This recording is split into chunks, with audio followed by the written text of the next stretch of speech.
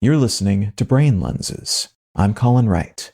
Artificial intelligence systems, especially those that use large language models or LLMs to produce human-seeming outputs, are creating a low-level ruckus across essentially the whole of society. Tools like ChatGPT, Claude, Gemini, and even open-source options like Llama and DeepSeek's R1 are being baked into many common platforms and applications, including social networks, office tools like Google Docs, and Apple's newer iPhones. And that's putting them front and center when users of said tools want to write an email, respond to an invitation, or produce an essay for class. While some of these tools excel at churning out paragraphs with nothing more than a prompt, write me a scholarly essay on the geopolitical context in which War and Peace was published, many of them are also leveraged to increase or enable the user's understanding of something that might otherwise be beyond their ken.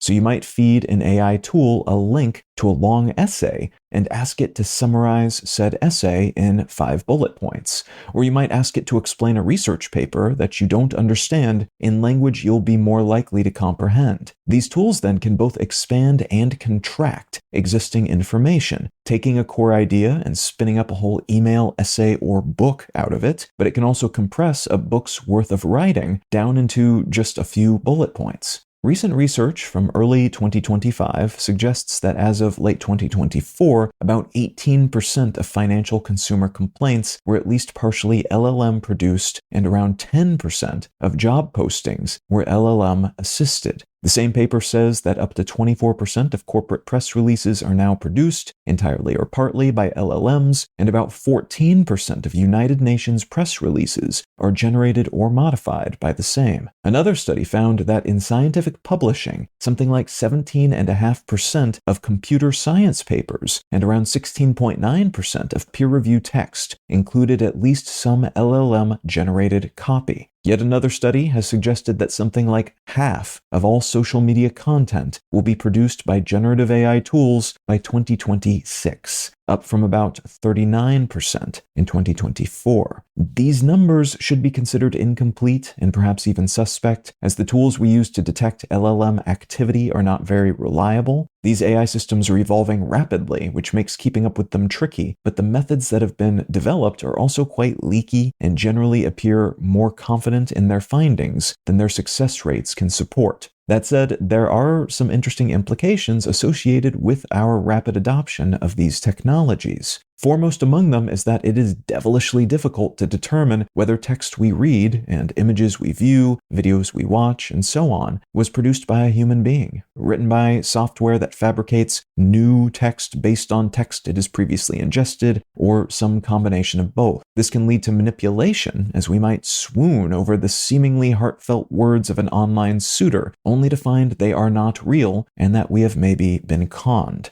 A seemingly heartfelt memoir or first-hand account of a war or other historic event might likewise tug at our heartstrings, despite having been cobbled together by an LLM system. Learning this is the case could leave us questioning other such accounts in the future, even if they are legitimate. We might also continue to believe these narratives are real, though, never discovering their synthetic origins. This could influence our sense of history and facts, and perhaps even cause us to feel deep empathy for people who did not exist, and to develop strong beliefs about situations that never happened. At a more basic level, we might feed an LLM bullet points we want to present to a business associate, only to have that system add details that aren't true or which are incomplete in a meaningful way. On the flip side, we might be handed a book full of valuable information, ask an AI for a summary of it, and then have that system leave out vital points because its assumptions about what's vital differs from our own. Consuming books or other written content in this way can leave us with a sense of accomplishment, making us feel as though we've learned all the important bits from a given tome, even though we've actually overlooked the most vital for us and our priorities, components. It's a complicated moment right now then, as our communication spaces, person-to-person, platform-based, and organizational, are being heavily influenced by this collection of increasingly powerful and useful tools, but we haven't yet figured out how to filter for them when appropriate, how to intuit what might be missing from the expanded or contracted content we consume or communicate, or how we might moderate our reflexive responses to a narrative's potential artificiality, and how we might do so without without numbing ourselves to the same sorts of narratives shared by actual humans. I'm able to present Brain Lenses in both its written and audio formats ad-free because of support from listeners like you. If you're enjoying what I'm doing here, consider becoming a paid supporter for the cost of a cup of coffee each month at brainlenses.com.